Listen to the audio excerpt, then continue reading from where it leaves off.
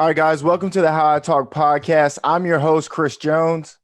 And Tim Jones right here. All right, guys. So today we're going to move into episode two. Excited that episode two today we're going to be talking about is college worth the investment, right? Especially after 2020, it's coming to a close, and the things that we faced over the past year and the previous years before then, we want to know and we want to discuss: is college really worth the investment? And just so you know, guys, on this podcast, we like to keep it real, raw, and authentic. So I'm gonna go ahead and toss this question over to you, Tim. Is college really worth the investment, and Of why? course, I believe so. But I would say I waver on this one because there are times when I say it is worth the investment, but I think there are also times when you have certain jobs or you're in certain fields that you may not necessarily need college, need it per se for that field. But here's the thing: I think you need college regardless, and the reason being is because college takes you through some of the basic courses in life. Number one. Number two is you make friends in college that you may not make anywhere else. You build relationships there that you may not build anywhere else. And the experience that you have in college, it is, man, it's a fun experience. I mean, if you really take time to go to college, it's a fun experience. You'll get to do things you probably won't get to do in the world. It puts you sort of in a bubble. You know, the bubble idea and concept. College sort of puts you in a bubble where you're around like-minded people with aspirations for college. Not everybody finishes, but they come to there and they're wanting to go to college. They're wanting to go to classes with you, and you get to walk around campus. It's just a different experience. So I would say it's something everybody should experience, everybody should go to. And the idea is that you would come out making more money. You're going to come out, I would say, more well-rounded. You would have more aspects of life. You'll be able to meet people from various backgrounds, interact with people from different financial positions. You'll be able to interact with people from different cultures.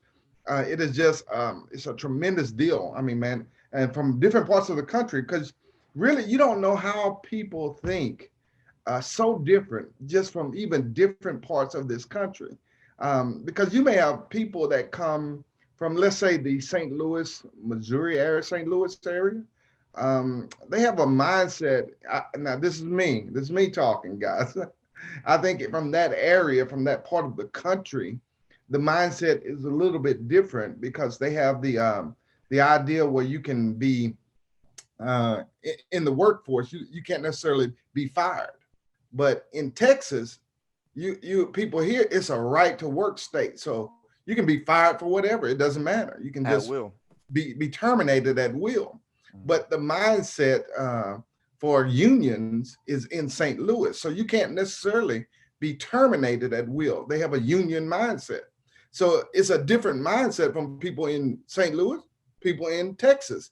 And not saying one is right and the other one's wrong. I'm not saying that. All I'm saying is you meet people from different parts of the country and they have different mindsets. The way they like food is different.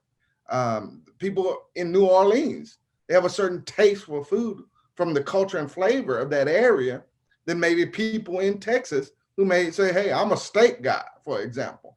Well, And let me ask you this, because you said fun, relationships, experience. Those are notes that I got, or the takeaway that you pulled from me, right? The experiences that you have with people, or the relationships that you build with people, the experiences that you have obviously within college, the fun that you enjoy while you're in college. But is it worth the fee or the cost that you got to pay? And when I say the fee or the cost, you're coming out with, on average, anywhere from 30 to, that's a wide range, 30 to 50K in debt. Maybe 30 to 40 is the average American debt that people come out of experiencing college after 4 years.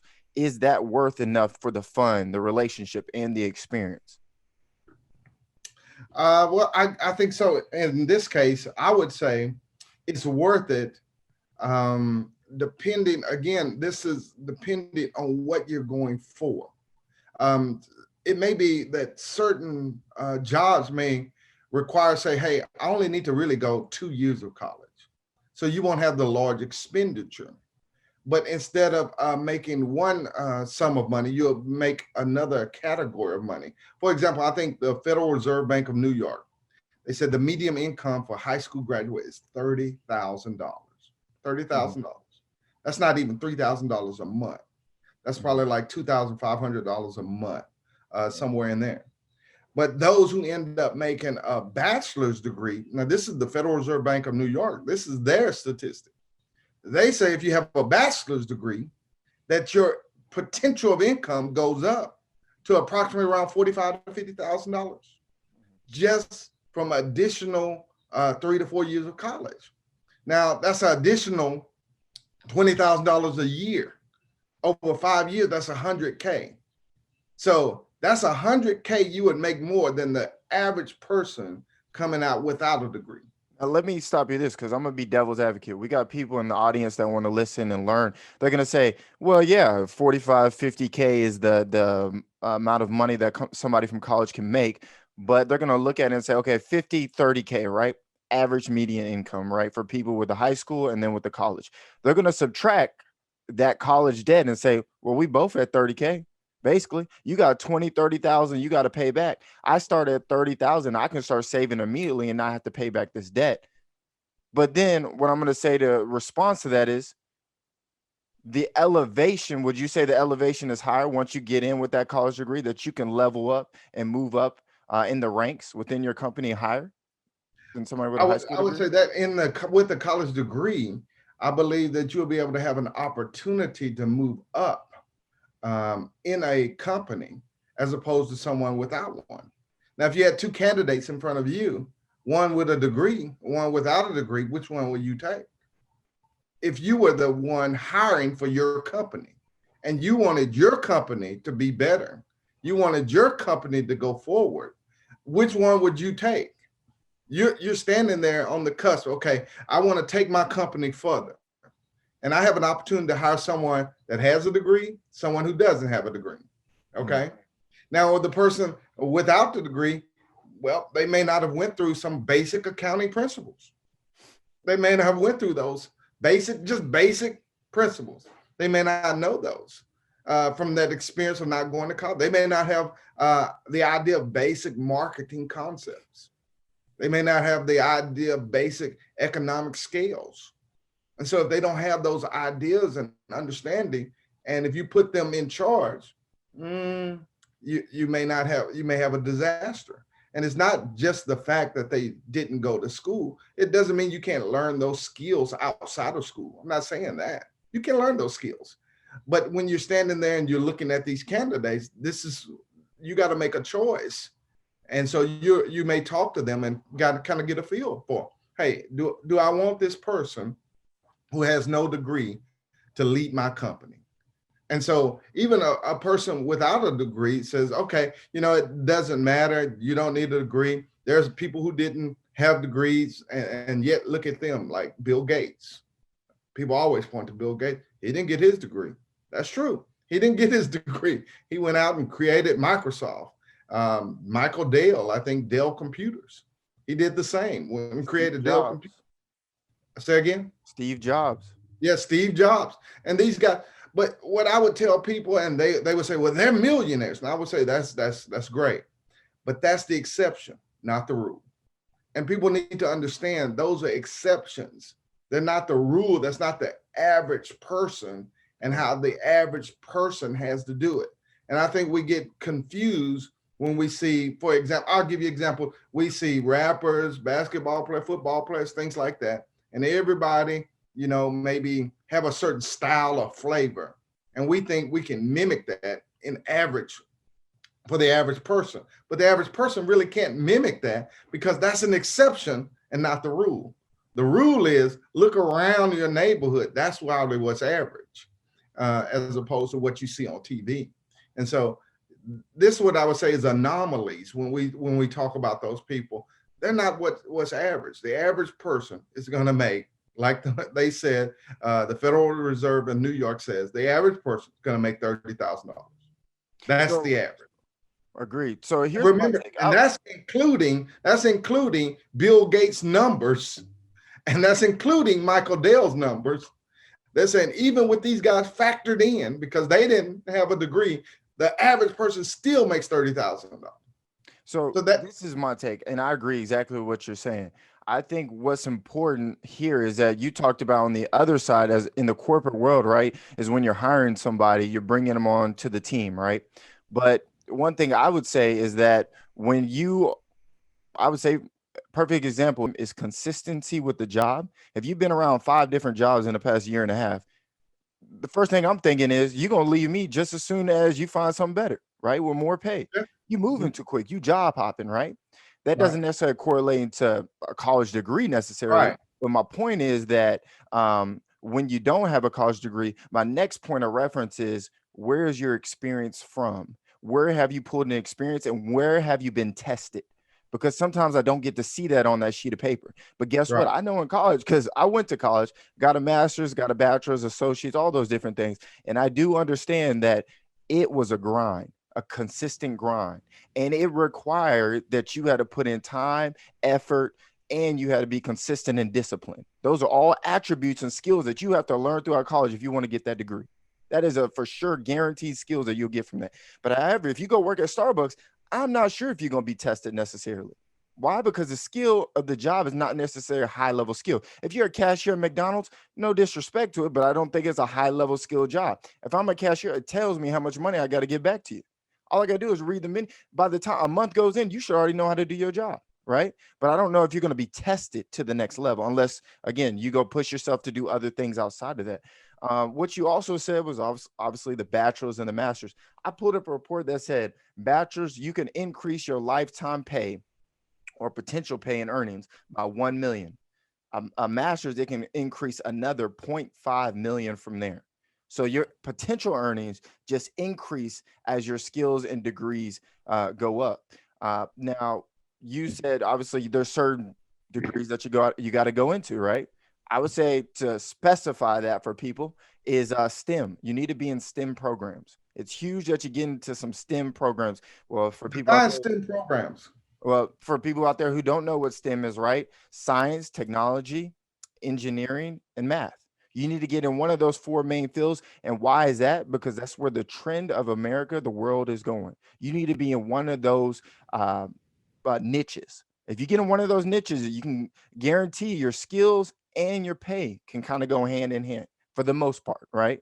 For the most part, if you get in those areas. But if you're telling me, hey, I'm going to school for art degree, no problem with you. No problem at all. Anthropology, if you want to do that, that's great. But you need to understand the risk that you're getting into. And one thing I think a lot of people do is when they go to college, they do this is what my parents told me to do. Before you go to college, you need to make sure it's something that you want to do. Don't go into college just because your parents told you to. Is this something you want to do? And do you know what you want to do?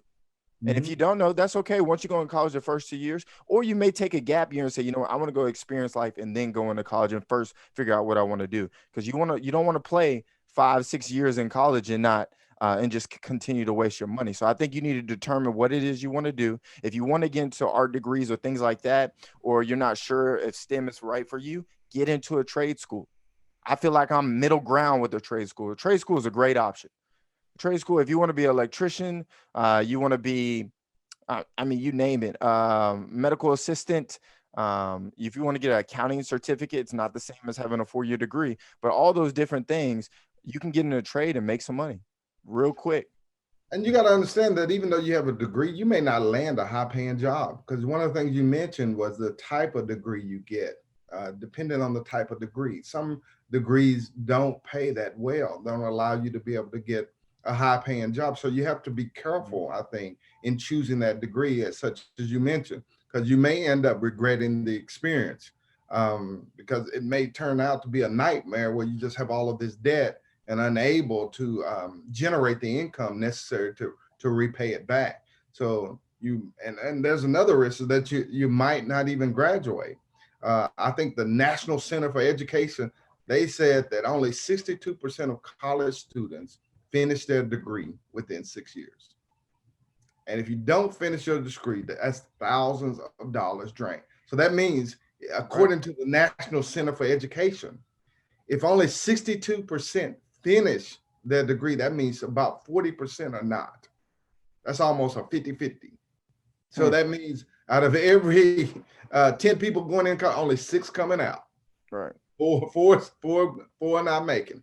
And those four, they probably say, I regret the experience. They spent all that money, right? Mhm. They said, I regret the experience. Well, that will happen. You know, you'll regret that experience. So those things can happen. So if you go in, you got to try to go in with the mindset, hey, I'm I'll get going to this finish. done. I'm gonna get this Because done. if you start this and start getting debt from college, you're going to find yourself very difficult to pay it off. And therefore, we have the default on the student loan.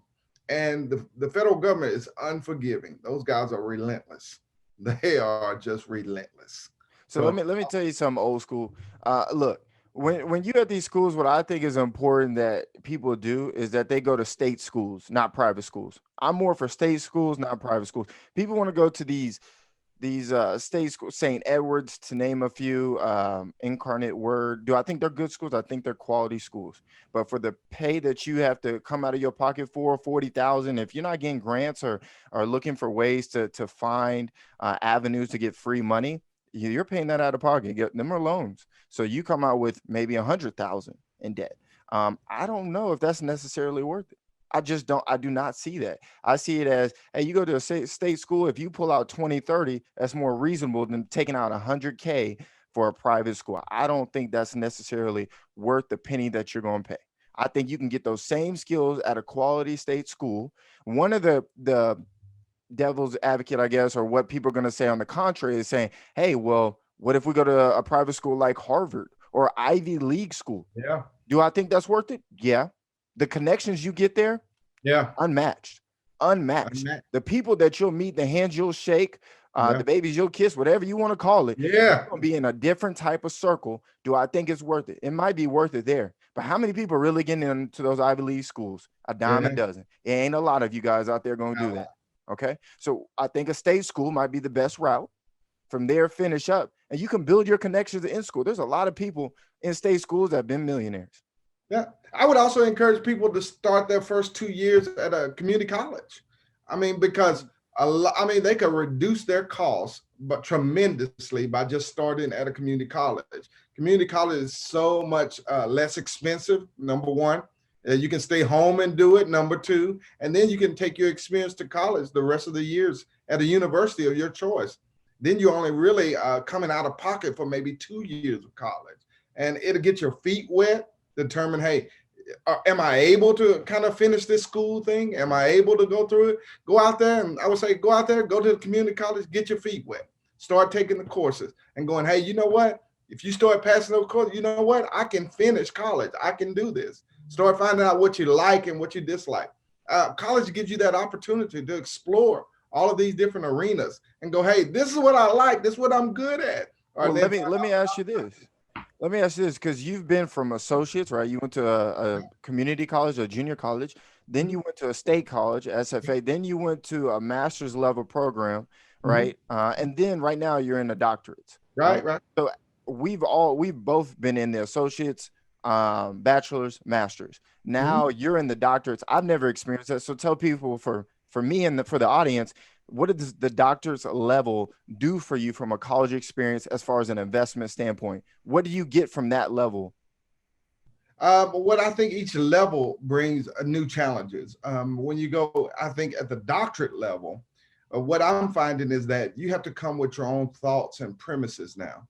It's no longer just regurgitating facts, regurgitating, preparing for a test. It's no longer that. Now it's you come and you tell me what is your thoughts from a particular idea or concept. And so they want to know that. They want to know, have you studied people who also have doctoral degrees and doctoral knowledge? And they want to know, what do you think about their studies? Can you bring what they've done, their work, into what type of work you're wanting to do and what you're wanting to bring out? So it's more of a, now you're thinking more at a high level. You're bringing out concepts and ideas. So it's a different platform, and it's a different type of thinking. It's no longer just, hey, is it A, B, C, or D on the test? It's not. It's not that anymore. It's now writing. You have to know your grammar, your skills in writing. So you have to be able to articulate stuff on paper, not necessarily words. Words are not the answer. It's articulating on paper. So it's pen and paper right there. is how well you can write. And so that's why you see most people who put out books are doctors or doctorals in their field. And that's the reason, because you have to know how now to put your thoughts, your premises, your ideas on paper, convey that to someone else so they can understand it, grasp it, and maybe even use your philosophies and concepts now as part of what they do. So it's to move people, it's to bring about knowledge. And so it's a totally different concept, but it's challenging. It's very, very challenging. It's very, very hard. It is a grind. And you have to do a lot of reading, a tremendous, because you got to know what people said from the left, what people said from the right, and what people think in the middle. So it gives you a well-rounded concept on your ideas and thoughts and premises. But it's very, very challenging. And I would encourage people, hey, pursue the highest level of education you can get to, because it does pay. It really does pay off, in the doors it opens, in the people you meet, in the avenues that it creates for you. Because as people find out your knowledge level has that is gone up that high, they'll tend to want you to come to them and talk to them and maybe even help them, because now you have a certain knowledge level or experience. And it doesn't mean you can't get that experience through work, because people get experiences and consider doctorates or getting doctoral or getting what I guess is what place a doctoral on them just from their experiences. And that can happen. They can say, hey, you have so much experience. We want to have your experience come here along. And that can happen as well. So it's not simply education, it's also work related. I mean, you can get there different ways, more than one way. Right. As So my here, granny say, more than one way to skin the cat. yeah. When we skin them pigs, skin them dogs, hey, it was more than one way to do it. It's more than one way. So here's the thing. I feel as though, based on my experience, reflecting back on the people that I know did not attend college and the people that attended college and finished, I guess people that went to college and didn't finish, or didn't go to college in general, versus the people that went to college and did finish, the circles that I've been in for both, I do notice that there is a level of more success depending on how you view things. But as far as if it was a monetary value or the life skills or the connections, there is a wider net of those that have finished college at a bachelor's level and a master's level. The pool of friends that I know, they have a wider net of connections, life skills, or unique skills they have for their job. They've created companies, or they're high up in the corporate level. I have more friends that are doing more things in that arena with degrees versus people that don't have degrees. And again, that does not mean that a person without a degree cannot be successful, right? But if you choose to go that route, you better really make sure that you're going to get the most out of it, and that you're actually going to go get it and hustle, whatever the case may be, whether it's creating a business, or you say, you know what, I'm going to go learn a skill on my own. YouTube, Udemy, they're all great places where you can go learn some skills on your own. Obviously, the power of the internet. Now, what people will say now is saying, you guys are telling me is college worth it, but look at all these big companies that are saying you don't need a college degree to start working for us. I can get into Google, I can get into Apple, and I don't have a degree. You're telling me I need a degree, but these other big companies telling me I don't need no degree. Yeah, Um, that's I true. guess, what is the response would you say to that? Because I have a response to it, but what's your response? What's your take? As far as the number of as people getting into these places without a degree. These big companies that are changing their model and saying, hey, no longer a degree is required to get into our Right. company, our organization. And I would say the type of work they're doing, I would say it doesn't necessarily need a degree. For example, nowadays, working for Google and these places that you mentioned, they want someone who has experience working in the computer field and working on these technologies in that arena. And well, now people that are born like yourself and others, they come out almost out of the womb holding a phone or a tablet. So they're already learning what Google and these other places would want them to know and say, how can you help us? And so the type of job that they may be using them for, utilizing them for, it could be they're utilizing them for to work out the bugs on a particular game, where they would basically play the game, work Mm, out the bugs, look for the bugs. And so you don't need an education to do that. But the guy who's developing the program, he had to go to school. That guy who has to learn C++, HTML, they have to learn web-based knowledges and programs. Those guys, they probably had to go to school. But the guy that maybe is testing the computers, testing the tablets, testing whether or not the site works, well, they don't need to go to school. They don't Mhm. necessarily have to go to school. Testing the games that are created, hey, just play the game. You don't have to go to school for that. You can just get that from your natural playing the games that you played all your life. But someone who develops the game, they probably need to go to school. So it just depends. Now, it may be a few in there that didn't go to school. There may be anomalies. There's always anomalies, Right. but probably the majority of them went to school. Yeah. Yeah. And You know? see, that's the thing is reverting back to basically what you're saying is technology, STEM programs. Those people that's creating those right now, Yeah, it is a tech world right now. tech There's a work. lot of places that are looking. If you have the technology skills, you can get in there and make a lot of money. But you got to have that degree and portfolio in order to get into those areas of high paying jobs. Now, with Google and Apple, my take is, hey, the places that you get in without the degree, um, the thing about it is they're not going to be necessarily high paying jobs, I would say, from the beginning. They're going to be more at the lower level jobs that they're going to let you entry into. Now, there are people that are going to say, hey, as long as you get into the job, one, I get shares, I get great benefits. Might be true, right? But they'll Mm-hmm. also say, what I would say to that, a follow up to that is, are you going to be able to elevate up the chain of command? The jobs that they're going to elevate you up. I don't necessarily know that. I think 1 out of 10 of you guys will move up to that next level. You hear that story of a person that never had a degree and now they're executive assistant, or not assistant. They're one of the executives on the team. You don't hear that too often. Yeah.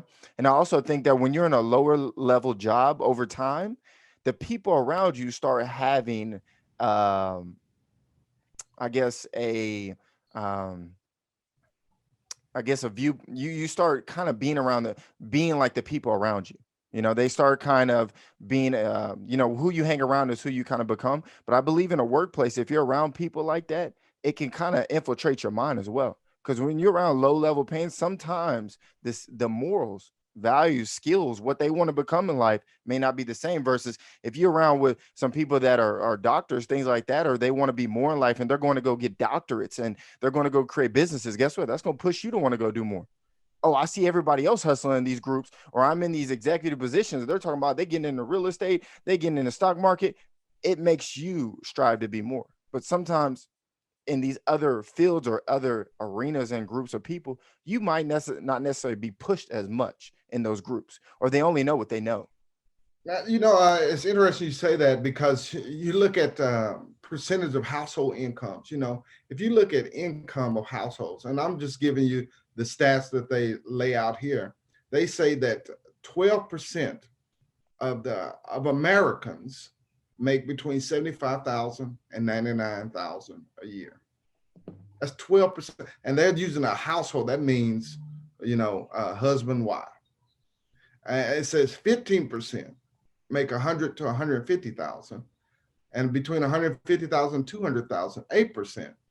So it goes down as the numbers go up, as the more income, because it's according to the stats, most people don't make that. Now, individually, it says data from the YouGov shared with Yahoo Finance says only 9% of Americans are earning $100,000 or more. 9%. Yeah. And it says it checked a survey with over 2,000 people, and only 9% of Americans earn $100,000 or more. So that tells you without a degree, it's very difficult to get into that bracket of making 100,000 or more. With or without a degree, it's still hard to break that six-figure income. It is Clearly, yeah, yeah, clearly. yeah. Only 9% of people make that. Um, Yes. And that's not my stats. That's according to Yahoo Finance and YouGov. right. So they say that only 9%. Um, so that's a very, very 100,000 is that's a hard mark to break for a lot of people, and it is very, very difficult. And others may say, well, a lot of people do it, but it is very, very, very difficult. It says 4% of millennials said they earned 250,000 compared to 3% of Gen Xers, 1% of boomers. Okay. Well, let's talk about the future as we close.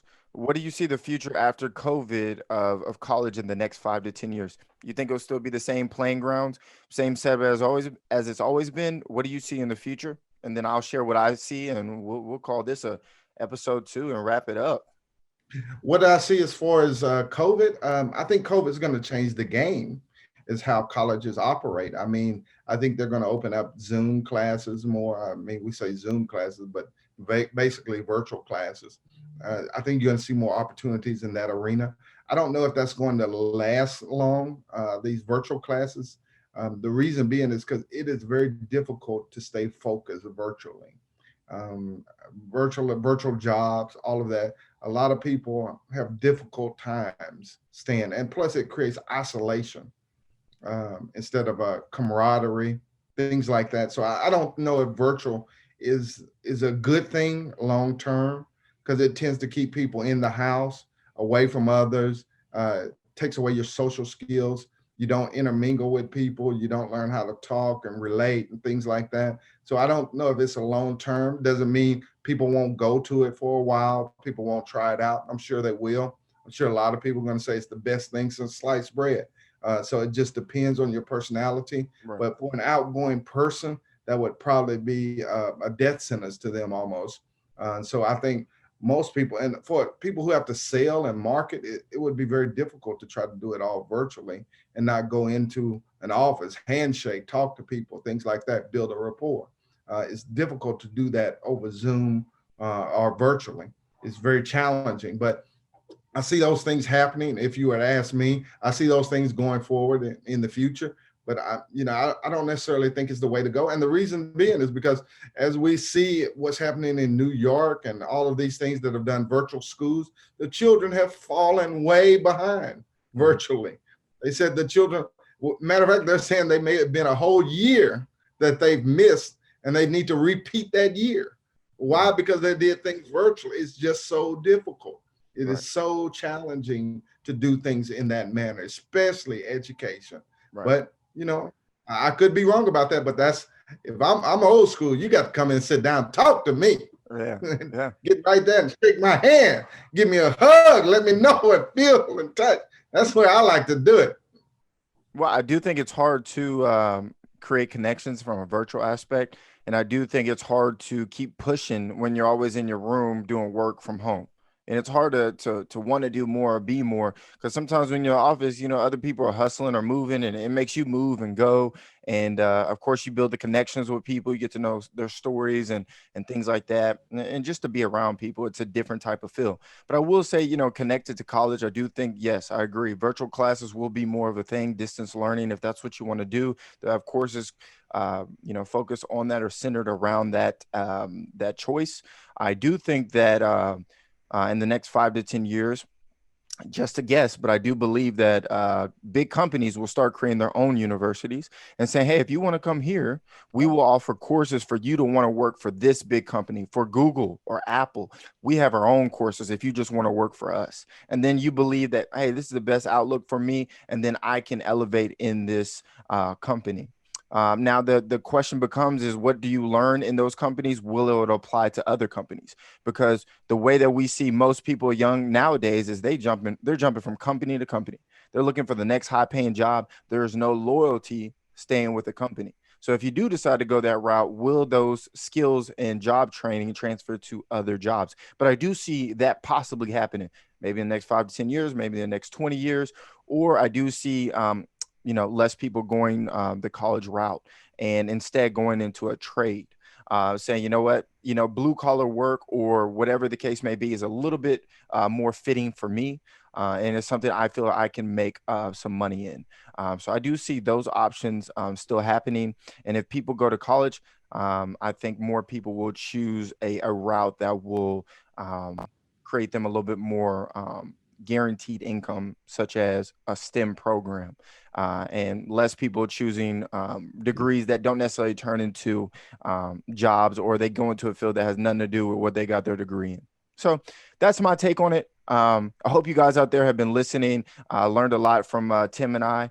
And of course, I'm new school and he's Old school, baby. okay. Okay. So we talk a little bit different, but hey, again, this is How I Talk podcast. If you want to reach out to us, go to howitalk20@gmail.com. I appreciate you guys listening to us. This is episode 2. You can catch a lot more episodes coming from us in the future. Again, the question today is college worth the investment? You got our takes on it. You can share your takes. So leave a comment. Hey, hit that like button and of course share with your friends because we want to get this conversation out there and discuss with other people. And guys, what you need to know about this podcast is that it's real, it's raw, and it's authentic. So we're gonna bring this every week to you. Every Thursday, we're gonna bring some new content towards you guys, and we look to catch you on the next episode. Until then, guys, we'll see you later.